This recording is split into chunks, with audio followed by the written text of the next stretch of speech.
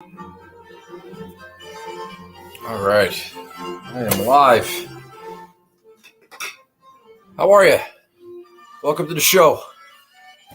I'm just gonna put this on the side here. All right. How are you? Thanks for coming by.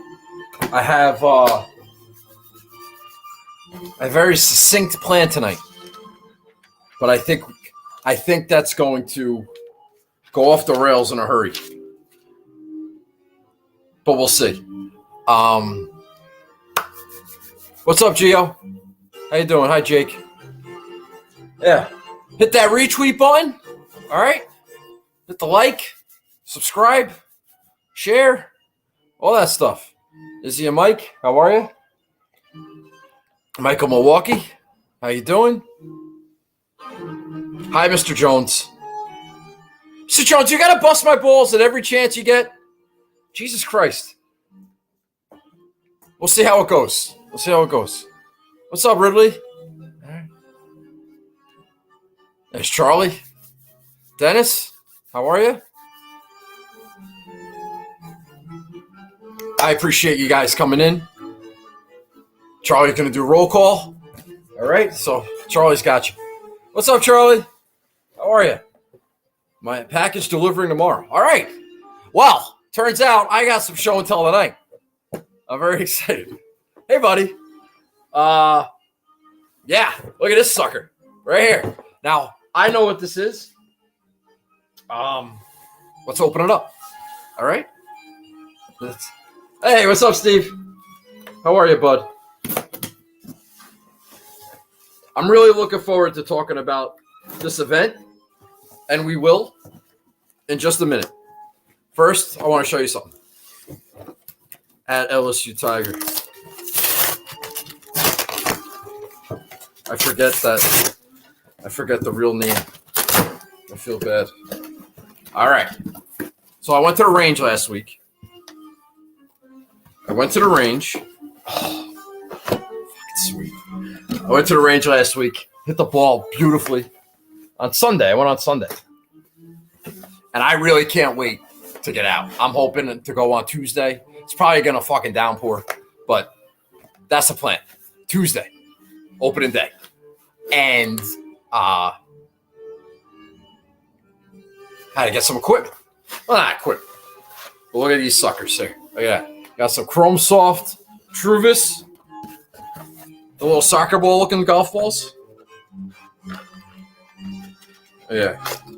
Let's open these up. Look at that guy right there. I'm so excited. So these are the red and white ones. I didn't have many options. I would have liked to got like the red, white, and blue. You know, I'm a big America guy. But red and white, shout out to Rutgers. We got those. And look at these suckers. Now, I'm usually not like a yellow ball guy. But look at that. Come on. It's fucking badass. So excited. The Chrome Soft Callaway Truvis. The gold and black. So we're going to have some fun. Hopefully these last me a while. These are my good balls. I got balls.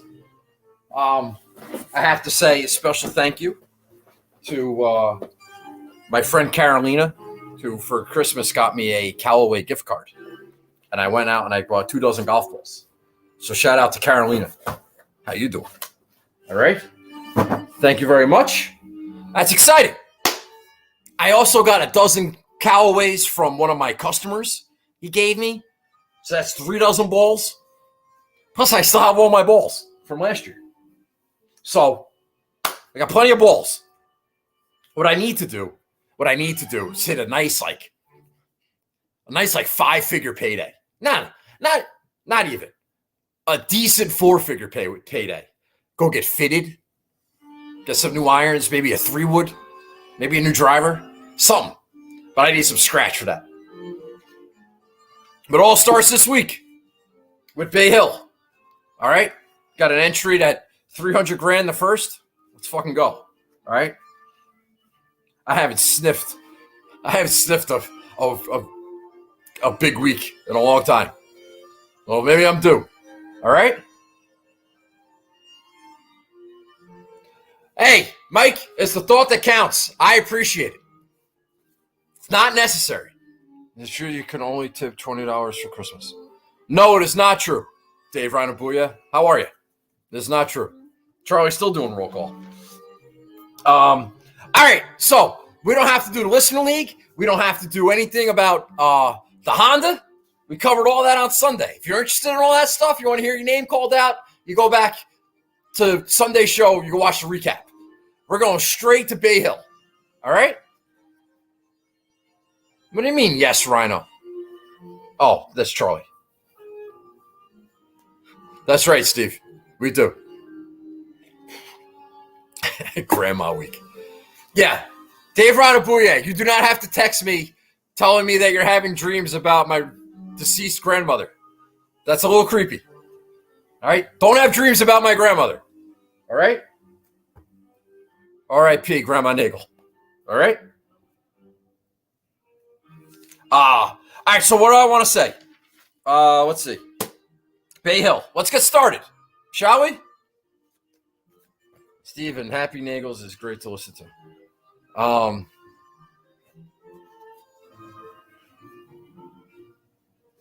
Did I get a retweet? I got no Twitter action.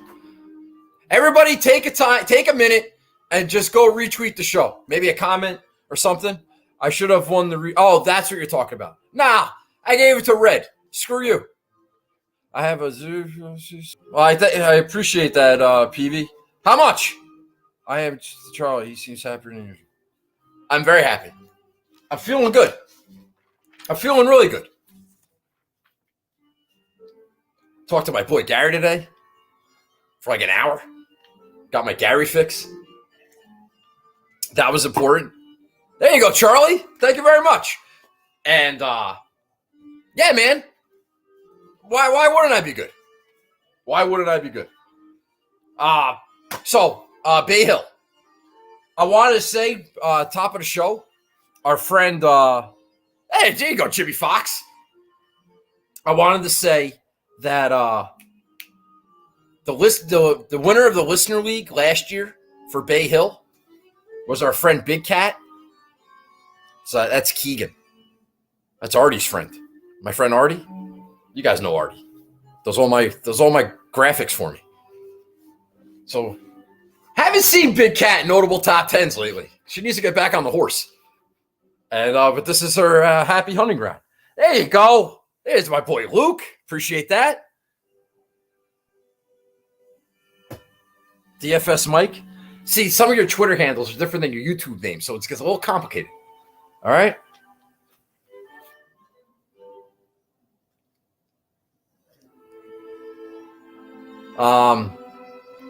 Steve's talking about the post office. That's great. All right, so shout out to Caitlin. All right, announcements. I have an announcement. I need some help. I need a little bit of help from you guys. I'm putting together, or I'm going to try to put together like a reel, like an edited, like best of Nagels Bagels stuff from the show. So if you have like any moments or something you thought was funny or good or a take that you liked or something, a rant, anything that I could like cut and highlight and put together, I'm trying to put something together. So if there is something that you remember that you liked, send me a DM on the old Twitter. Don't say it now in the chat. That's not gonna help me. But if there's just anything that you remember that you like, this was funny, you like, you know what I'm trying to say. Send me a DM, let me know. Because I'm trying to get something done by next week. Because I have to go through and I got to see, like, if you just remember the show or this or anything that you think should be on there, that would be good. All right, that's that. What else did I want to say? I got no birthdays. I got no anniversaries. Where's my fucking notes? God damn it. Such an idiot. We did show and tell. Yeah, I got no shout outs. Screw all you guys. You're not getting any special treatment today. All right, Bay Hill.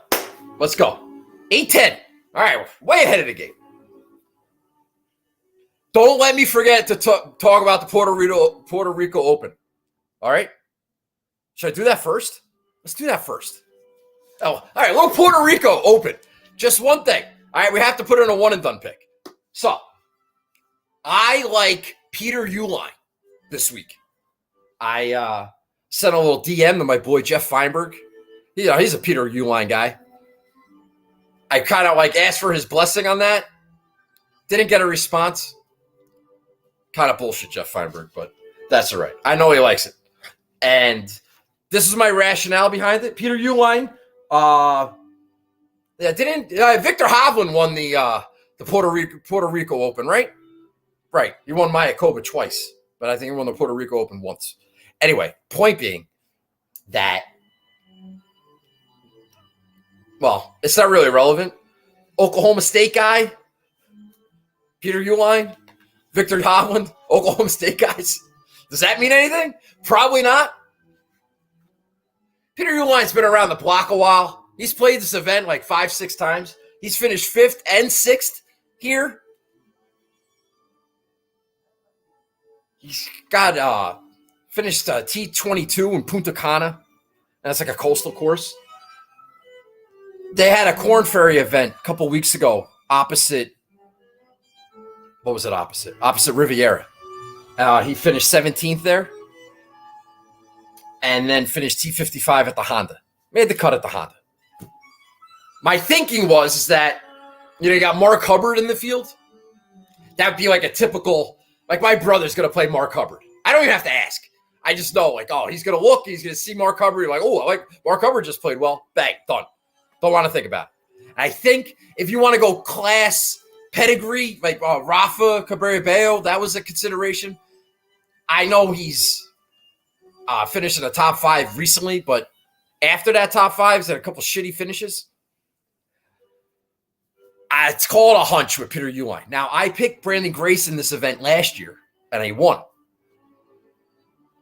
So maybe I'm good in opposite field events that nobody gives a shit about. So we're going with Peter Uihlein in Puerto Rico. All right? I have no other Uihlein nuggets. So that's it on that. All right, Bay Hill. What am I looking for here? It's supposed to be hard, right? Listen to Wiley today. He said that it was the hardest course on the PGA Tour last year. Who won last year? What's his name?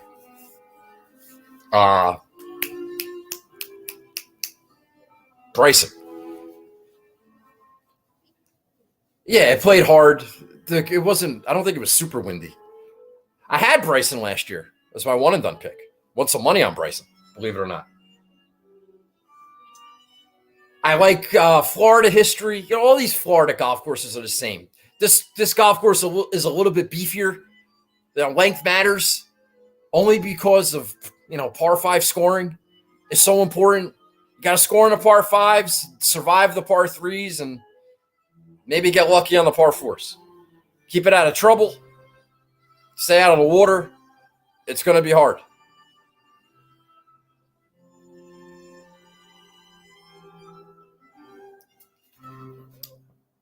I heard that, the Honda's hard. This is hard. The players, they water the shit out of the golf course. That's not as hard. The Valspar is hard. It's hard. The wind blows down there, and the course is good, firm and fast. It's hard. And maybe that's why some of these fields suck.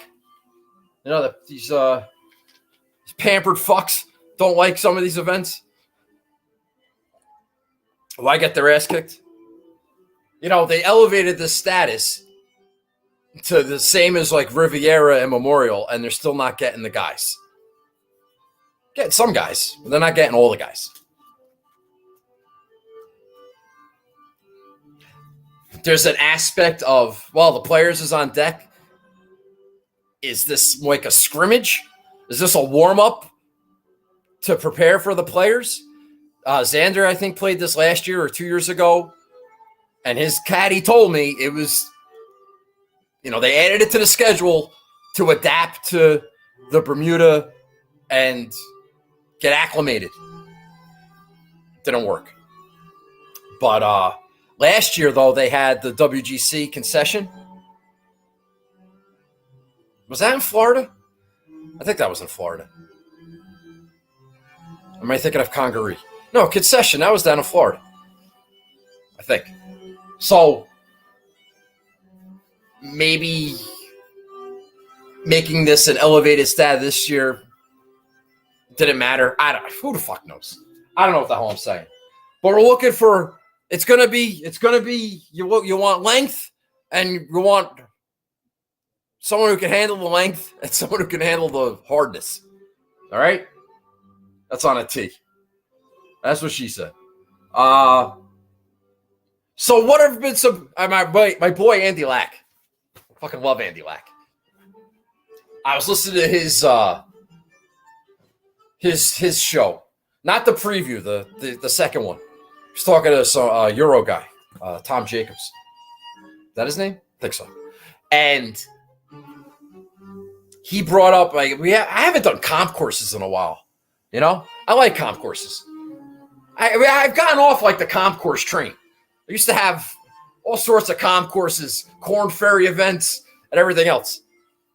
I need to get back to that because I've gotten off to a rough start this year. But he mentioned the Conway Farms, not Conway Farms, Olympia Fields. I'll write that down. Not Conway Farms, Olympia Fields, where they had it's outside Chicago, in Chicago, where they had really difficult conditions. That was like a big, beefy golf course, really hard greens. The rough was similar. I think those were bent grass, but I get the point. I always compared me personally. I've always looked at Torrey Pines as a comp course just for being a big beefy ballpark, and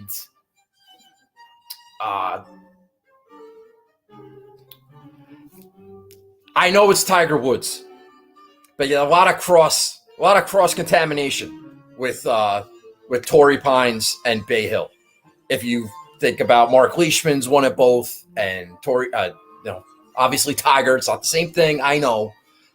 Jason Day, it's just, hard, big, tricky. Memorial, I look at Memorial, same kind of deal.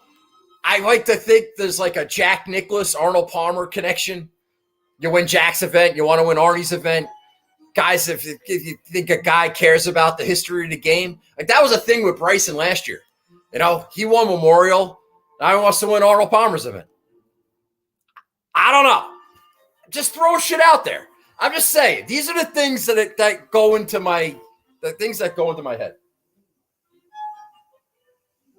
Andy also mentioned Memorial Park. Maybe just for difficulty reasons.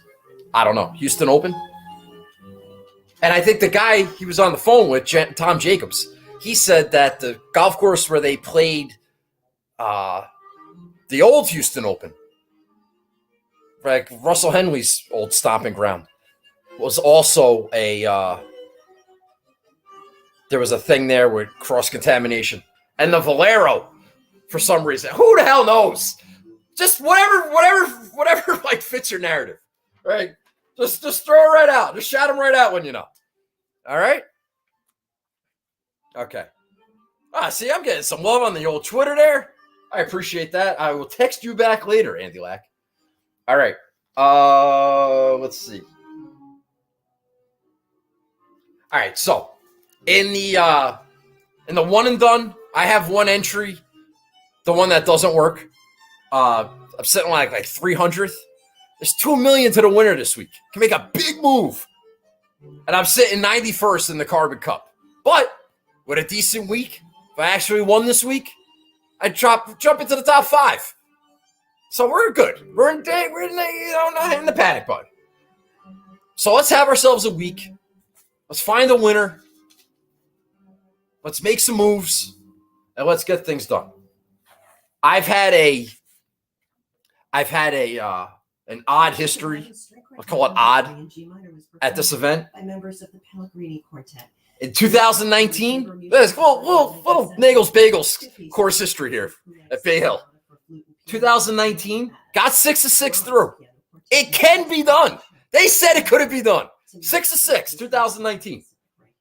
I had Tommy Fleetwood, T3. Bubba Watson, T17, Florida guy. Turl Hatton, T29, Euro. Kiradech Jaffe Barnrat. Fat guy is a little goat, T23, making some putts. Ugliest man in golf, Bo Hostler, T58. And Bryson, T46. But I finished 17th that week. And I had Fleetwood as a one and done, T3. Bryson, T46 as a one and done. Not bad. Solid week. Didn't break the bank. Solid week. 2020 was a bit of a disaster. I actually remember where I was, what route I was doing, what street I was on when I got the news that Jason Day WD'd. 2020. Jason Day, WD. He was my one and done pick. And I had one of the second worst lineup I've ever put together. 2 out of 6. With 2 WDs. Jason Day, JB Holmes, both out. Tony Finau missed the cut. Rafa Cabrera-Bello, who we just talked about, he missed the cut. Patrick Reed, T15. I think I was emphasizing short game with that. And Ian Poulter, T32. Not a great lineup. And then last year, of course, Bryson. We hit Bryson as our one and done. He was in our lineup. I had 5 out of 6, of course. Tommy Fleetwood, T10. I won a pizza bet last year with Tommy Fleetwood. With Stephen Hennessy, my buddy over at Golf Digest. And then the next week at the Players, I had a free pizza. That was great. Taylor Gooch, T43. Ian Poulter, T26. Went back to that well again. Brendan Todd, T57. Just bunting it around. And Adam Hadwin missed the cut. What am I doing playing Adam Hadwin at Bay Hill? Should have had my fucking head examined. That was terrible. I finished 37th in the Carver Cup that week. So, and like a really bad week, pretty good week, an average week, hit a one and done. You know, it's like that with everything. I just can't string them all together. I can't get all my top 10s in the same week. It's hard to do, especially with one lineup. But we're going to give it a shot. All right, we're going to go over to Slate. Thanks for watching. Retweet. Tell your friends. It's your last stop before lineup block. Now, I went and I looked at ownership about a half hour ago. It hasn't been updated.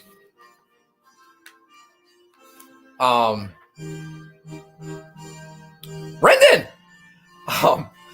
They haven't updated it since this morning. So maybe they'll do it again a little bit later and I'll get better numbers. I have to say I was a little disappointed. May have fucked up my whole thing. My whole narrative, my whole team, my whole roster construction. It's a little disturbing. I thought I had a good angle.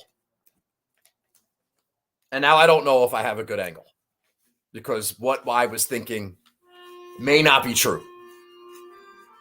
Okay?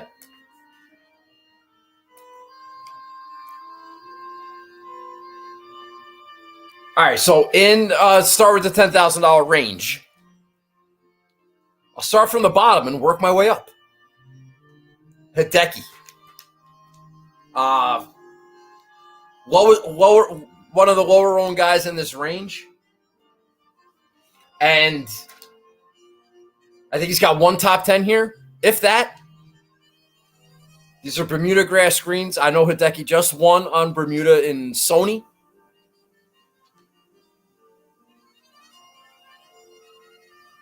But I'm not taking him here. As much as I love Hideki Matsuyama. Not this week. We want long iron players. I forgot to mention that. You know that. I mean, you heard it fucking everywhere. Scotty Scheffler. That's my dad's one and done pick this week.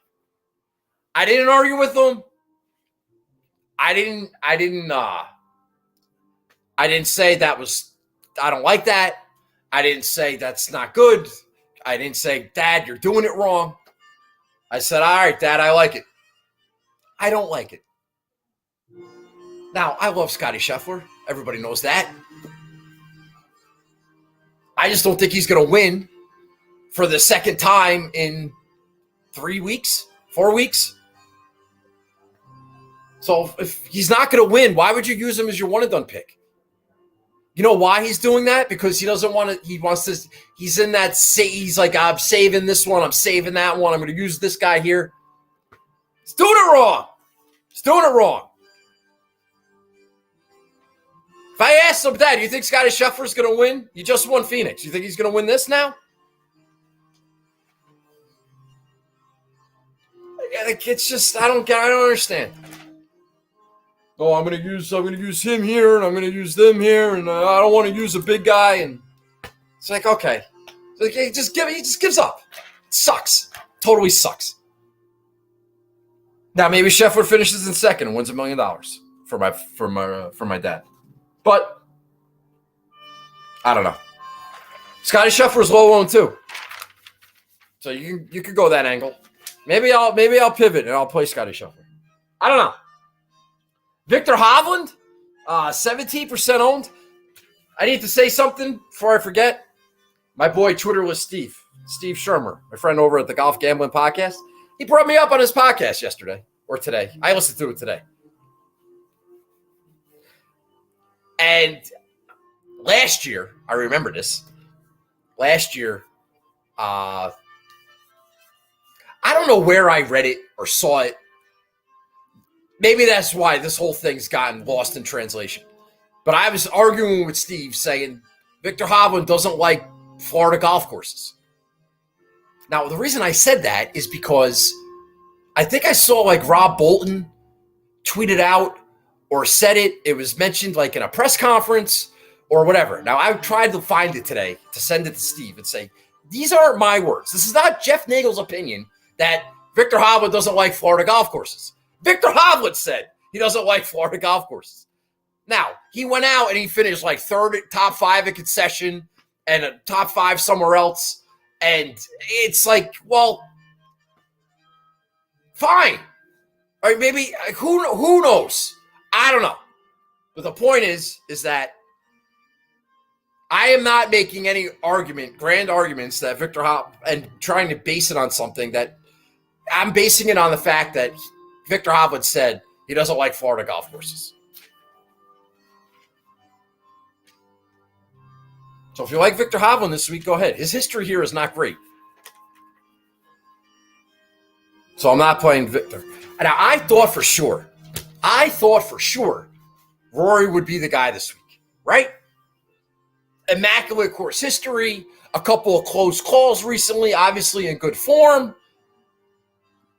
How can he not be the guy? He's a couple $100 cheap. He's not the highest priced guy on the board. But his ownership and his ownership and Rahm's ownership are basically the same. And that's concerning. Because I thought for sure, you'd have Rory at like 25 and maybe Rahm at like 18, 17, maybe. Even my brother texted me and said, hey, if Rahm has another like off week, I'm definitely playing him the week after. And I'm like, yeah, okay. People are already like, yeah, Rahm sucks, right? Jon Rahm sucks now. Now, maybe the DraftKings players are a little sharper.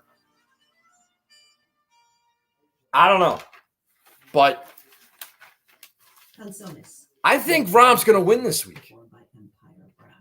I do. I'm not happy about it. But I think he's going to win this week. And it's like a Patrick Cantlay's going to win Phoenix type of thing. Like I feel really strong about this. Now, I'm not going to come out here and say he's definitely going to do it. I don't want him to. That'll be annoying. But I think he's going to win. And I can't help the fact that I think that. Everything in my brain says, listen, you're just going to have to take it in the shorts. Just deal with it. He's probably going to win this week. And you have to live with that. And I can live with that. So much so that I'm making him my one and done pick this week in all the pools. I'm rostering him for the first time this year. First time in a long time. He's on my DraftKings team. I think I played him last year. Last year I played him, I think, at the Byron Nelson. And a piece of shit putting contest, Byron Nelson. That's not where he, that's really not, his cup of tea. Or whatever they drink in Spain. So, it's going to be hard, right? I talk about Torrey Pines. I talk about, well, not me, but my boy Andy Lack talking about Olympia Fields. Memorial. All right? Torrey Pines at its absolute hardest. Who won all these things? And why is Jon Rahm playing this week? Is it just a prep for the players? Maybe. Is there like a, hey, I don't want a piece of shit putting contest. Where was the hardest tournament on tour last year? I'll go fucking win there. It was Bay Hill. All right, I'm playing Bay Hill this year. Week before the players, perfect. Shout out to Arnold Palmer. I promise you're going to hear some Arnold Palmer and Seve Ballesteros bullshit this week when Rahm's at the top of the leaderboard or near the top of the leaderboard.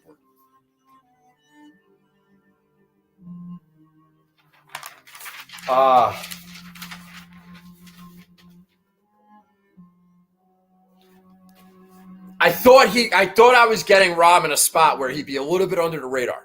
With Rory's like immaculate course history and the fact that Rahm's never played here before. And if you look in the $9,000 range, there's a lot of juicy options. You got guys that have won here before. You got guys that finished in second here a couple times. Guys that finished in third a couple times. Got Will Zalatoris, everybody's shiny new toy. So it's like, oh, Rory, the $9,000 range as a whole. It's like, oh God, this is the fucking spot for Rahm. It's gonna happen, and it's gonna be hard, and it's not a piece of shit punting contest. And he's the greatest player of all time, and he wins Jack's event, and now he wins Arnie's event, and he's going to the players, and he's the number one player in the world, and blah, blah, blah, blah, blah. Suck job city. It's all going to happen, and I just have to deal with it. It's fine. It's my one and done pick. I'll be okay with it. Like, I'm right back in the mix. $2 million with a win. And one last thing. I mocked Rahm at Riviera. One last thing about Rahm. All right? I'm going to make a solid case for somebody that does not need a case presented for him. However, it's me, so you have to know it's legit.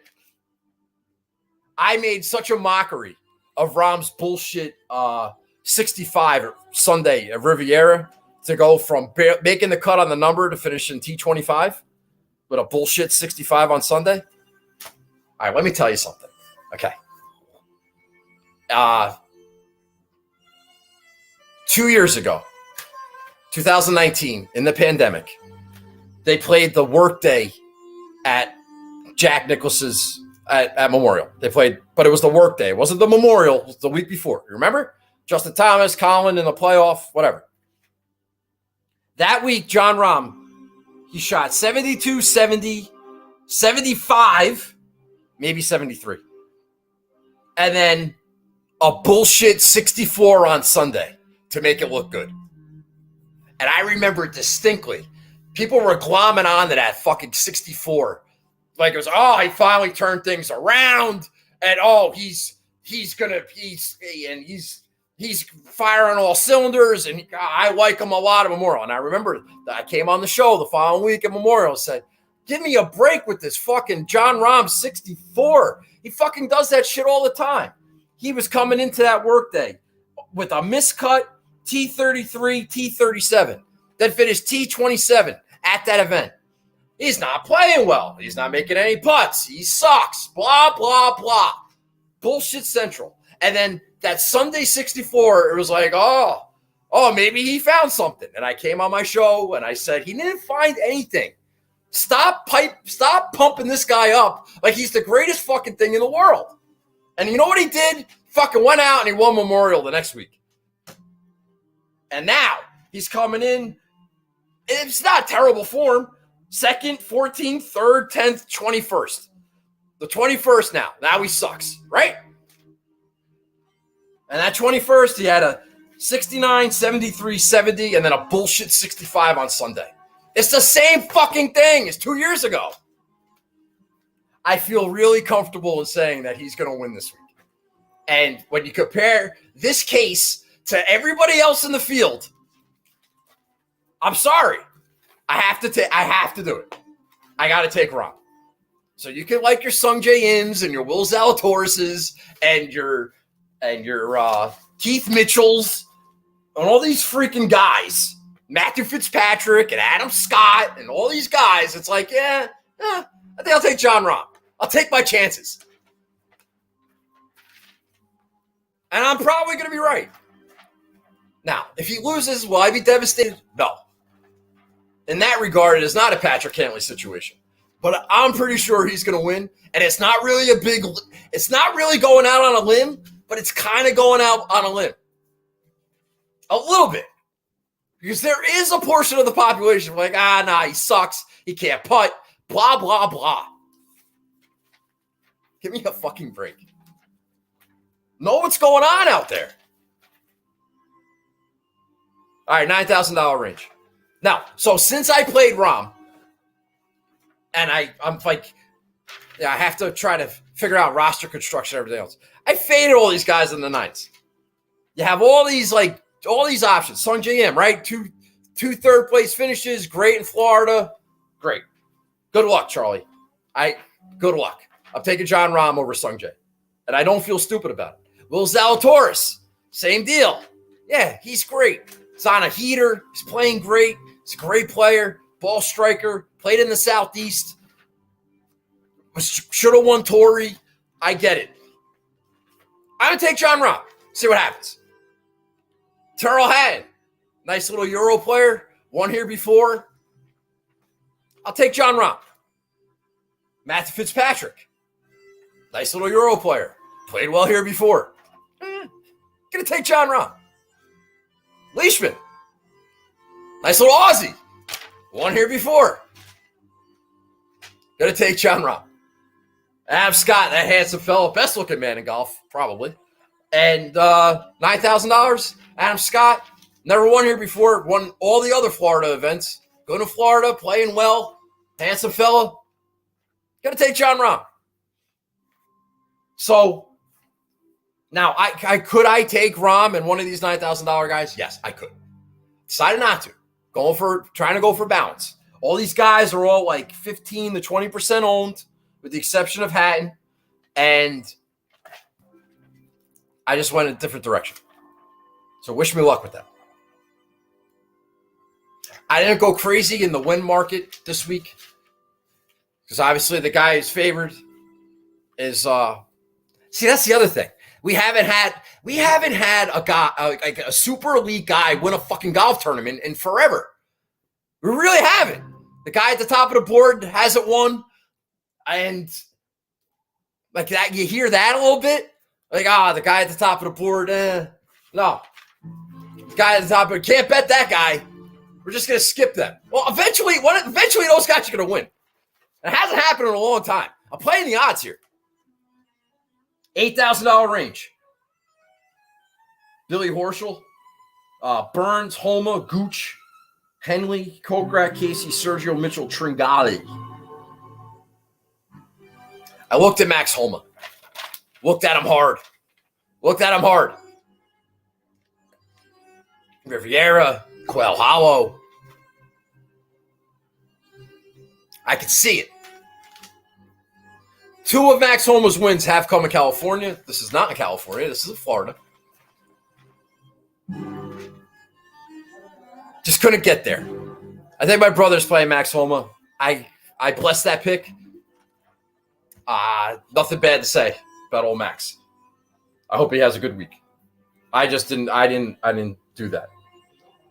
I thought Billy Horschel would have a very big Florida swing. He was very chalky at Honda. He's not chalky here. But he's never really been great. He's a guy that would want to win for Mr. Palmer. But he's never been good here. My boy Steve Shermer says he's a terrible Long Island player, and that's probably why he's never done great here. Sam Burns, let's see what happens with him. Not ready for a switch. Taylor Gooch, I played here last year. Good iron player. Nice flyer. You want to take a flyer? Low owned. Russell Henley opts out of Honda to play Bay Hill. Henley's handled himself. He was leading the U.S. Open at Torrey Pines. He's handled himself on big golf courses before. It's not exactly a Kevin Kisner situation, but I don't know. I haven't heard a lot of Henley buzz. So I have John Rahm, the Euro. My next pick is going to be the Saudi Jason Kokrak. All right, internationals do well here. So I'm going to play the Saudi Jason Kokrak. Coming off a T26 at Riviera. He's got 4 top 10s here at Bay Hill. He's coming in 10% owned. Just really low considering his length and his ability to play well here. So got a second at Valspar. That's a Florida golf course. That we were talking about that Olympia Fields, the BMW FedEx Cup event that John Rahm won. And Jason Kokrak, T6 there. T6. That's not bad. It's really just a course history play. It's a not really worried about his form. I think he'll make enough putts. I think he'll score on the par 5s. I think he'll be fine. Plug and play. Jason Kokrak. Sign me up. Saudi Arabia. All right? All right. So I skipped the 9, so I had a lot of flexibility in the 8s. You know I'm going to play Paul Casey. Why the fuck wouldn't I play Paul Casey? Is ownership getting too high? It's a concern.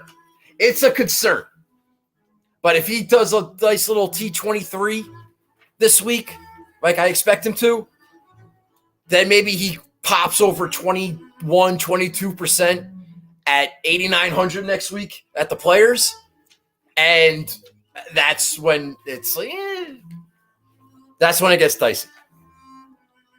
He's still got lower ownership than Keith Mitchell, which means it's safe, in my opinion.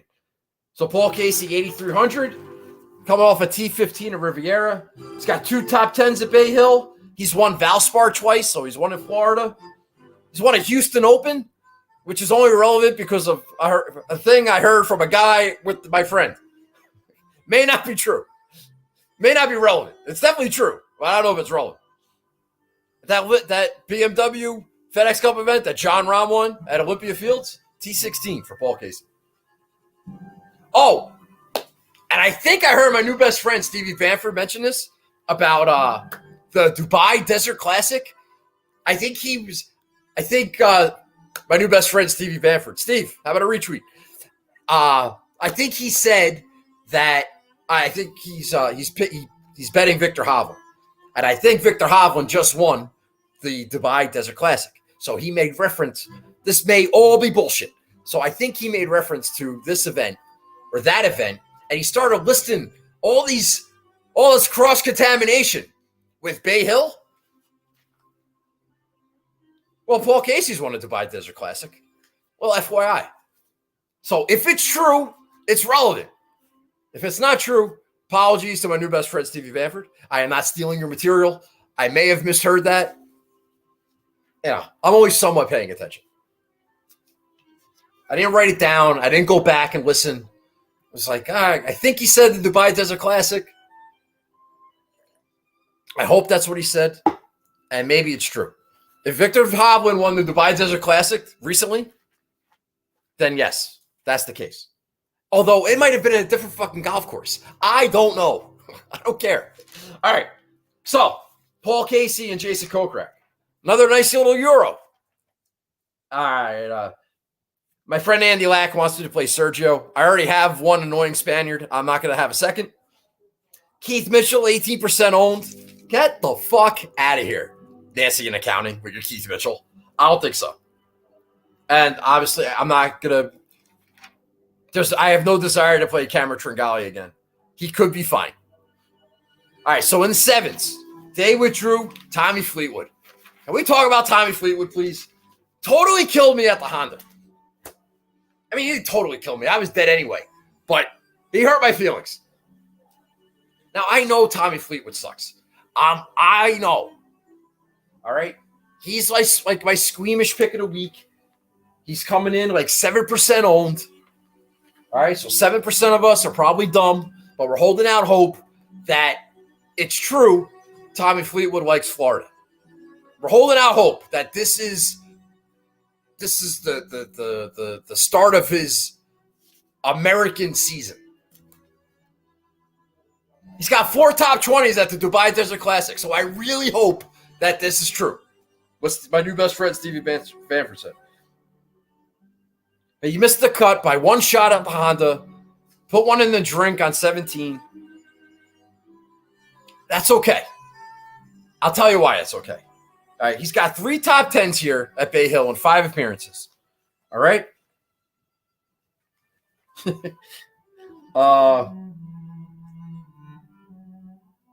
He contended at Saudi, ended up finishing T8. He might have had a chance to win, but he's Tommy Fleetwood, so of course he didn't win, but he got a T8. I tell you right now, I will take a T8 out of Tommy Fleetwood this week. Sign me up. He's still OWGR number 50. My friend, he's not a colleague. My friend and friend of the program, golfing. Hey, CP, I got my balls. All right, Sunset Valley, here we come. Christopher Powers, Golf Digest, wrote a great little column on my boy Tommy Fleetwood about his world golf ranking. Now, I would have dove deep a little bit. Well, he did a great job. It was all about everything I talked about last week, but how his schedule got all fucked up and COVID and starting in Dubai and coming to America for the majors and going back to England and his family and the whole shit show that was Tommy Fleetwood's schedule. All right?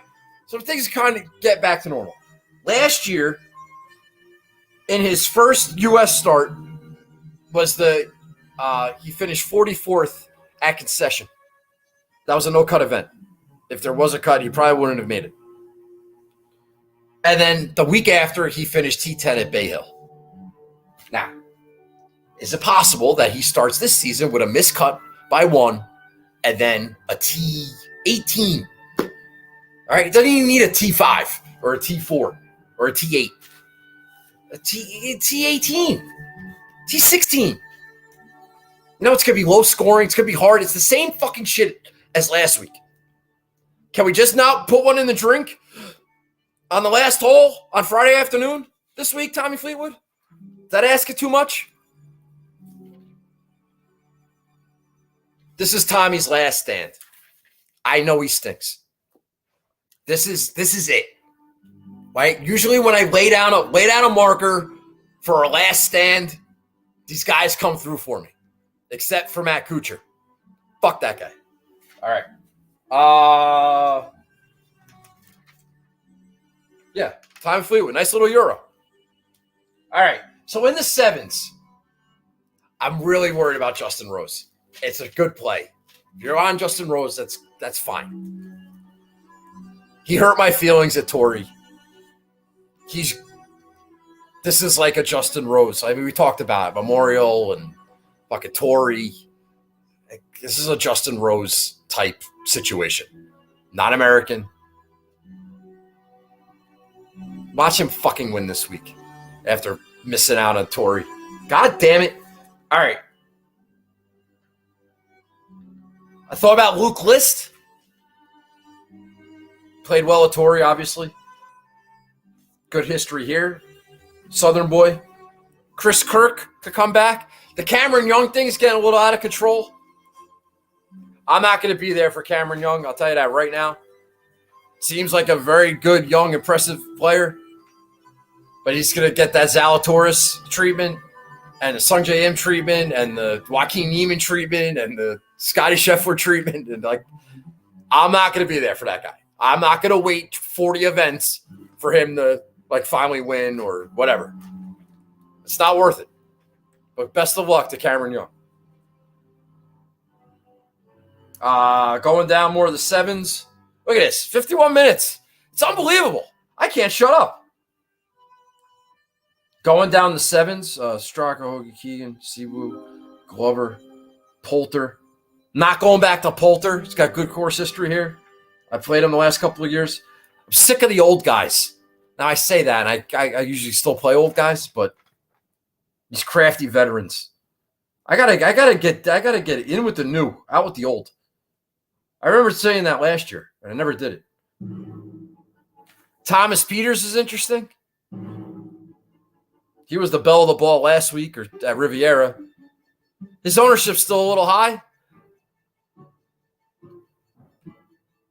But he's got the length. He might have the game. Marty Laird, good course history here. No old guys. Not for me. So you may not know this. I don't know how religious you watch the show or whatever. At some point in the last couple of weeks, maybe it was during a recap, maybe it was somebody had him on the winning listener league team or something. But for whatever reason, a couple of weeks ago, I was talking about Seb Straka, and I said, this guy, he's kind of peeking his head up a little bit. He might be viable to play like at Bay Hill. I said that out loud on the show. He's percolating. I like when other people use that word. I feel like I didn't invent percolate, but I know I've used it. And then I hear other people say it. I'm like, it's my word. I probably stole it from somebody. Anyway, the point being is that I said that out loud on the show. I'm like, maybe Seb Straka, Bay Hill. Let's make a mental note of that. And of course, he wins the fucking Honda. So, good job by me. But I said last week, I didn't have him in my lineup, and I didn't play him. I said last week, I could see Sebastian Munoz playing well. And he did. Finished 21st. Percolating. Say, I know he doesn't have I don't know why. Or Riviera, he played well. And I said, I don't know why. Was it Riviera? I don't fucking know. Doesn't matter. Finished 21st in his last event. I had said I liked him, and he finished 21st. So now I feel the same way, and now I'm going to actually play him and not wait and then have him win the Players and not be there for it. Sebastian Munoz, last three starts, 39th, 23rd, and 21st. OWGR, 69. Nice. Whatever you can get in a Colombian, 69. Oh, yeah. How you doing? I have to say, he won the Sanderson. I think those were Bermuda Greens. I have to check with my agronomist. He's got 2/3 at the RSM. Those are Bermuda Greens, so I'm not worried about, not going to be an agronomy Nazi. He's played well in decent events. T14 at the Zozo, 9th at the CJ Cup, top 20 at the Masters, T19. Olympia Fields, T8. How about that? It's kind of a gut play. It's 9% owned. That's high. That's high-ish for a $7,000 guy. It's not overbearing though, and I don't want what happened with me with Seb Straka to happen with Sebastian Munoz, where it's like, I liked him, I mentioned it, and then I don't get anything out of it. And he's very inconsistent, man. If you look at his last 2 years, when he pops off, miscut 4th, 17th, miscut T58, miscut 9th. He's all over the place. There's no rhyme or reason. He made a small run in the playoffs, I think like 2 years ago, where he got through to the Tour Championship. He played well for those 3 weeks.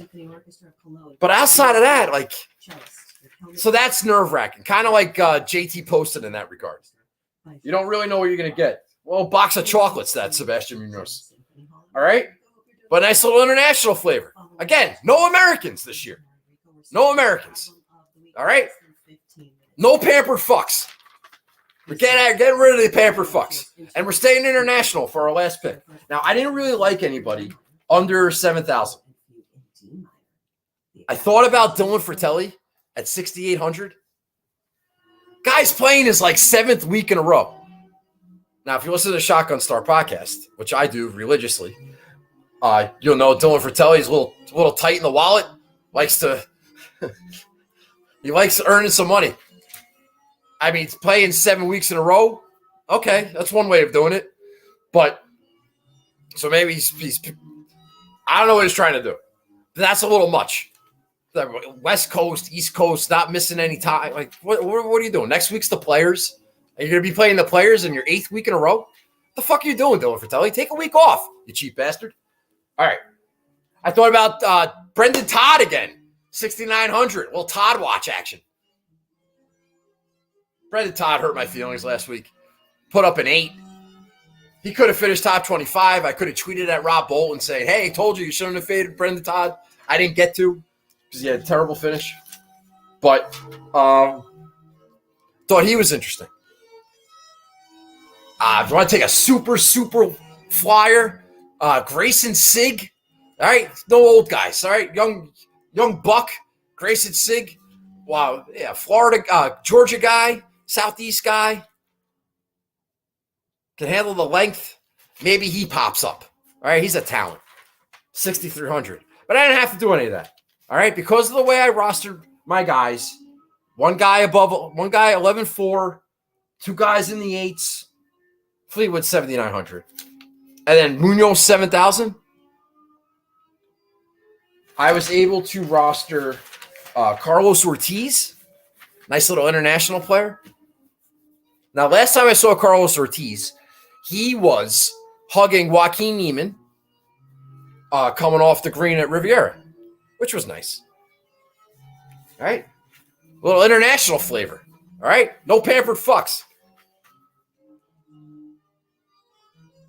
7% owned. That's good. That's good. It's quality ownership. His last 2 starts, he's got a 33rd and a 39th. That's not great. It's not a miscut, though.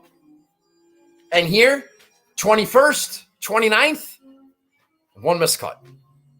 That's all right. 2 out of 3 ain't bad. Can we get 3 out of 4? That's the question. It's a guy, I mentioned the Sanderson before, his Bermuda grass greens. He's got a T3 and a T4 there, Carlos Ortiz. He won the Houston Open at Memorial Park, which was hard. He won a hard golf course. He also finished T4. I don't know if it was at Memorial Park or at the other one, where the guy who was on with my friend who said that maybe that was a thing. Or maybe I'm wrong about that. A lot of maybes. It might be relevant. I remember Carlos Ortiz collapsing at Torrey Pines. But in order to collapse at Torrey Pines, you have to be near the top. And I think he was leading. The year Patrick Reed won, when I had Patrick Reed as my one and done, and I had a big bet on him, and he ended up had the cheating controversy and everything else. Carlos Ortiz was sitting up there at the top of the board. He shot a 78 on Sunday, fell to T29. He also finished T11 there in 2015. At that golf course at Olympia Fields, finished T25. He used to have a really good short game. I don't know what's happened in the last year or two. Short game kind of went kaput. Maybe got stuck in a couple of bunkers. He used to be a top 50 around the green player. I'm not worried about. He's got a T9 at Riviera. He's got a T16 at Memorial last year. Finished T15 at Concession. Those are games where short game is at a premium. I don't know. Joaquin Neiman just won. Maybe he's inspired. 7% owned. He's not American. Carlos Ortiz.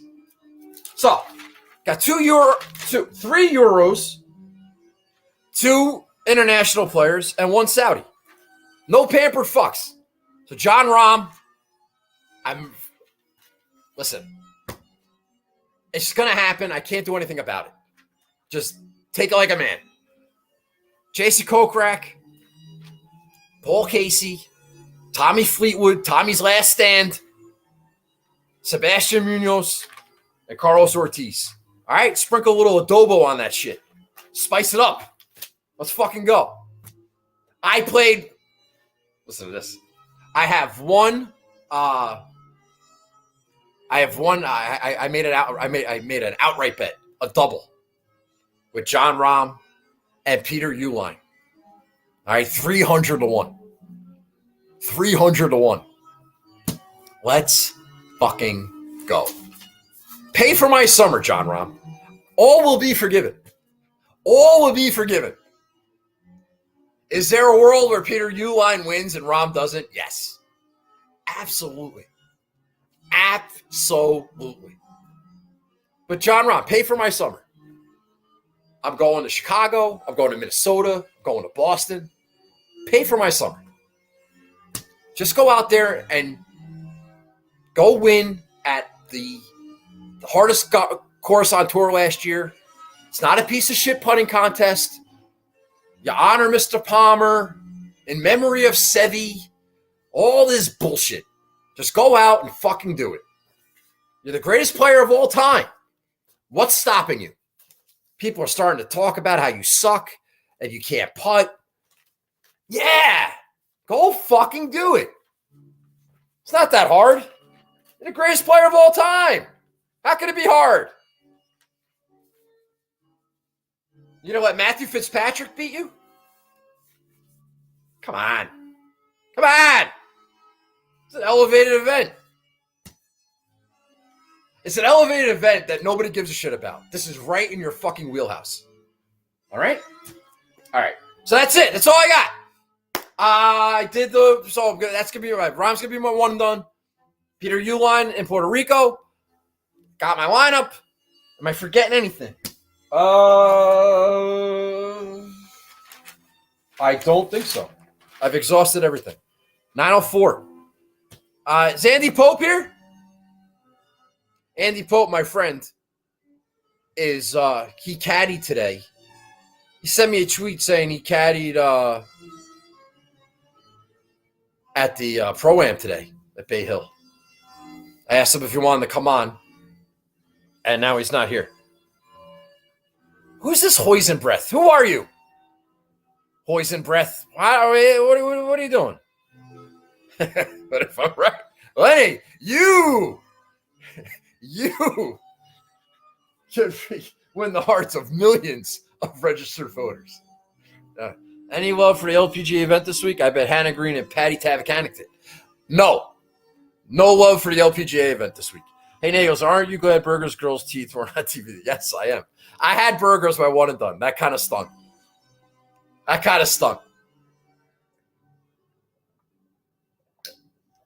And I got my boy Steve texting me saying, oh, you were right about Shane Lowry. It's like, well, Steve, I'm kind of rooting for Burger here.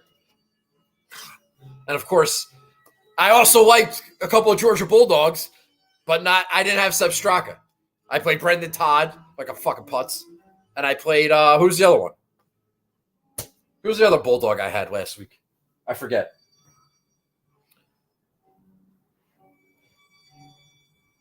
No, I had Lucas Glover, Clemson, and somebody from Florida. Jeff Biden Eagles. G-Man Joe Bagels. I got the event. Dave Ranabuya! That's from Ghostbusters, man. I was just answering this thing. Come on. Come on, man. Ghostbusters. Bill Murray.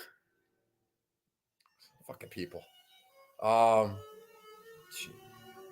G-Man Joe Bagels.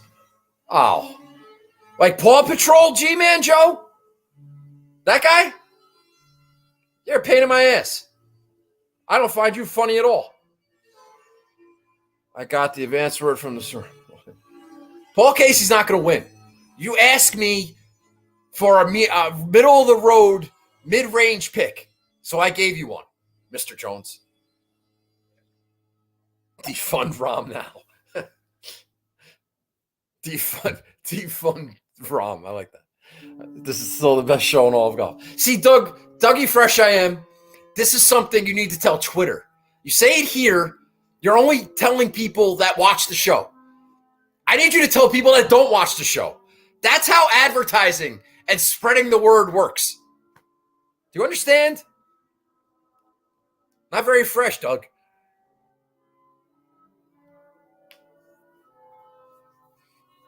All right. Anybody got anything? We're going to wrap this up, get this shit out there.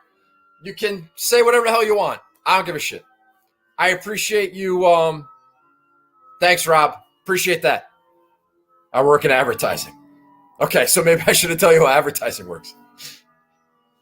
Phil Lanto week? Lanto's a California guy, man.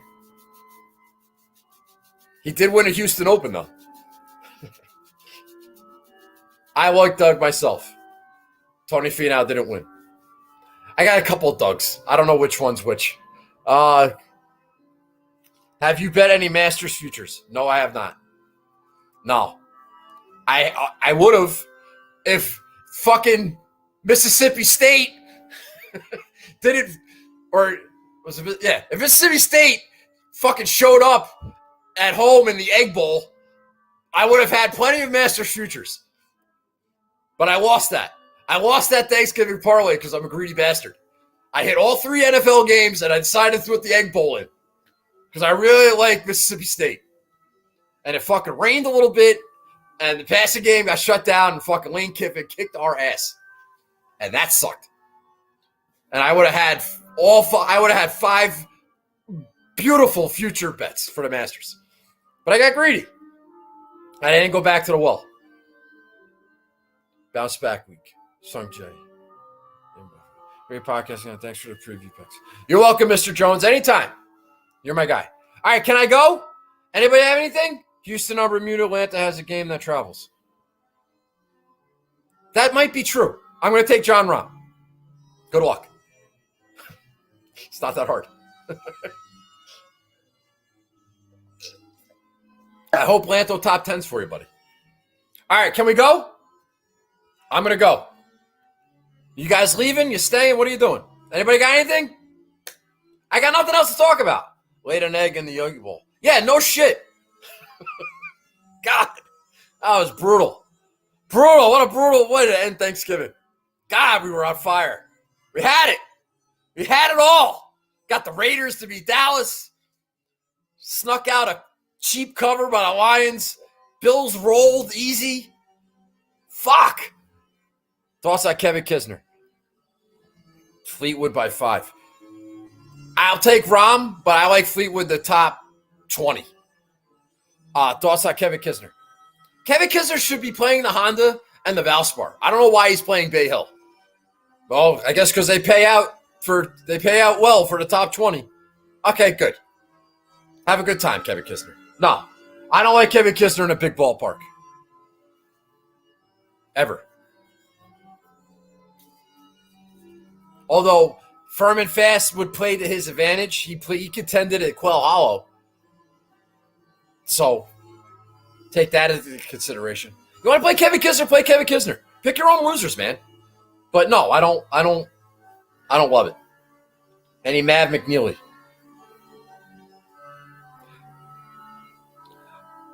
I happen to like Mav McNeely in general. He's somebody I would root for.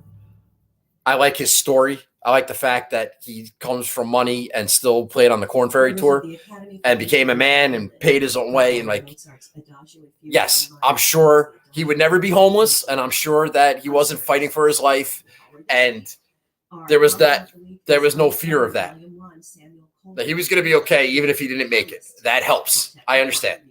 But I still like the fact that he was out there grinding because he wanted to go after it. And he did. So this is what I don't understand about Mav McNeely. And maybe if my boy, I don't need a 10,000 word email, Steve, but if my friend Steve Shermer is listening to this, Mav McNeely played well at Pebble Beach and he played well at RBC Heritage. Now, both of those golf courses, they're the two smallest greens on tour. So what happened those weeks? Did he just have like because he's not like some elite around the green player. It doesn't make sense that those golf courses correlated for him. So I'm trying to figure out we know Mav McNeely's game. He can hit it long enough. That's fine, but he's a great putter. He's a California guy, so I'd like him on Poana greens. That all makes sense. But the fact that he played well at Heritage and finished second there, I think he finished second at both places. The fact that that's happened, it makes me wonder, is there a reason for that? Why did he finish second at Heritage? What did he do great that week? I want to know. And once I know that answer, then I can get a definitive take on Mav McNeely because it doesn't make sense. Because that's not really his skill set. That, if you have smaller greens, you're going to miss a lot of greens. You need to have a good around the green game. He's not some elite iron player. So what the fuck happened those weeks? And you got two different putting surfaces. But this week, Mav McNeely, I mean, maybe if he gets a hot putter, if he scores well on the par fives and survives the par threes and gets a bonus out of some of the par fours, yeah, maybe. But he's a California guy. This is Florida.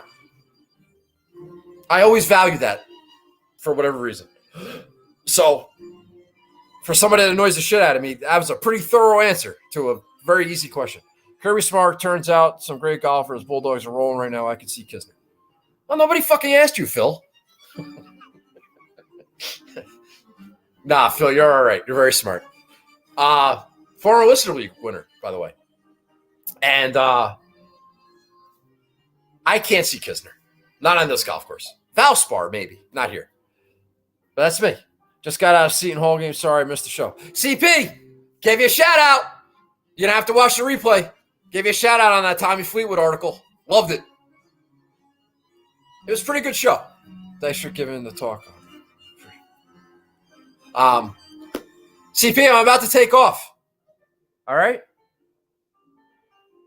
Hey, it's got a new Twitter follower. There you go. Spread that shit, man. Highlights. Scores. Highlights. Whatever you got. Tell somebody. All right? I'm going to go. Thank you for participating, for watching. Like, subscribe, sharing, all that shit. And good luck this week. Next week, we got the players, all caps. It's very exciting. I have no idea who I'm going to go with. I know people are already predicting. My dad already has his pick. Andy Lack already has his pick. It's like, can we just play Bay Hill? 36 days till the Masters. All right? 36, 38, something like that. I think it's 36. Yeah, 5 weeks from tomorrow. All right. Good luck. Thank you. And thanks, Gio. Appreciate that. I will see you guys next week. Sunday night, probably. I'll see you on Sunday with you know who is probably going to win. All right. I'll talk to you guys later. Bye-bye.